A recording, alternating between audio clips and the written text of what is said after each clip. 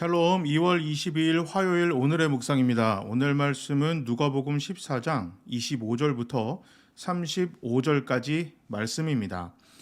예수님은 그분을 따르는 수많은 무리에게 제자가 되는 조건을 말씀하셨습니다. 첫 번째, 가족은 물론이고 자기 목숨까지도 미워해야 한다.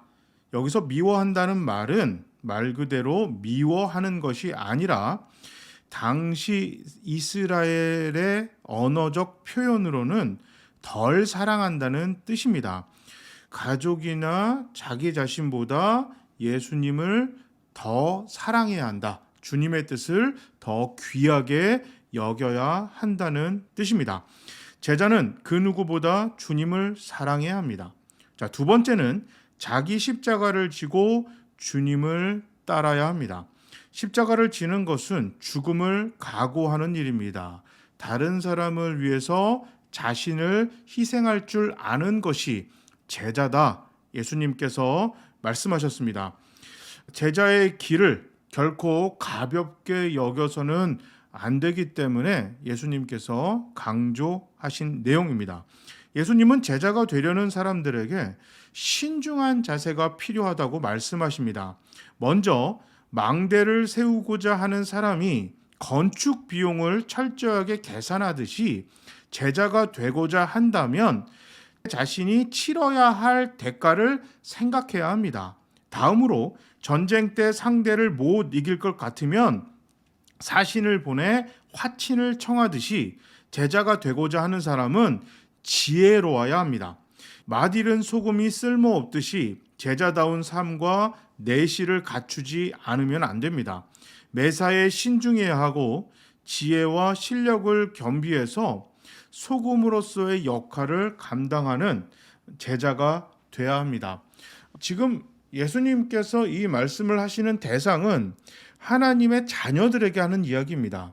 그러니까 자녀가 되는 것과 제자가 되는 것은 엄격하게 구분해야 합니다.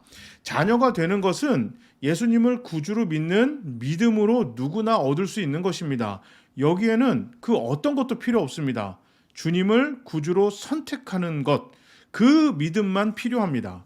자, 그런데 제자는 전혀 다릅니다. 스승이 원하는 것을 하는 것이 제자입니다. 자녀는 부모가 원하는 것을 하지 않아도 자녀입니다. 맞죠? 그런데 제자는 스승이 원하는 것을 하지 않으면 제자가 아닙니다.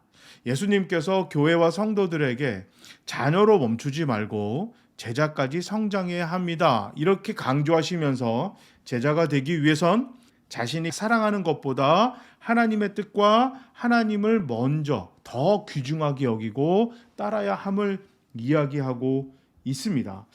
그 다음에 십자가를 지는 자세를 가지고 예수님처럼 내 모든 것을 포기할 수 있는 자가 제자인데, 우리 교회와 성도들은 우리가 소중하게 생각하는 것보다 하나님이 소중하게 생각하시는 것을 위해 내 것을 포기할 수 있어야 한다. 주님께서 그 이야기를 하면서 제자가 가는 길이 결코 쉽지 않음을 이야기합니다. 제자가 되고 싶다면 내가 얼마큼 희생해야 되는지, 내가 어떤 길을 가고 있는 건지를 잘 알아야 한다.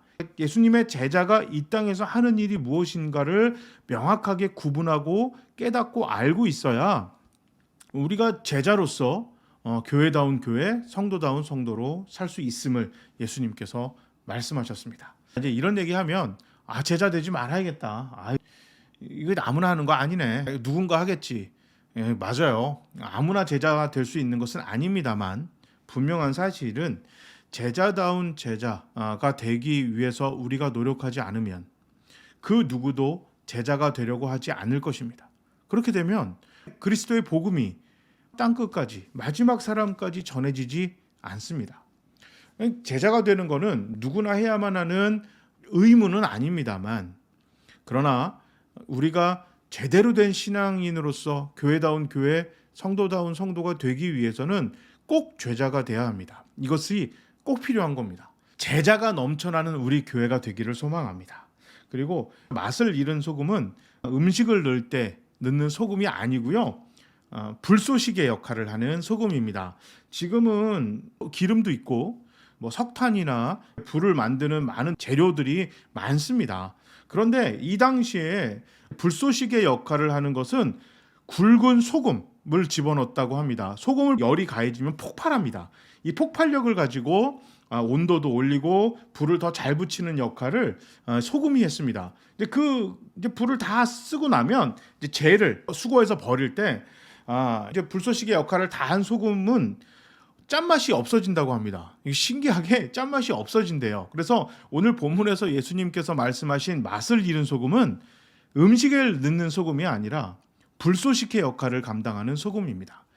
성령님의 역사가 폭발적으로 일어나기 위해서는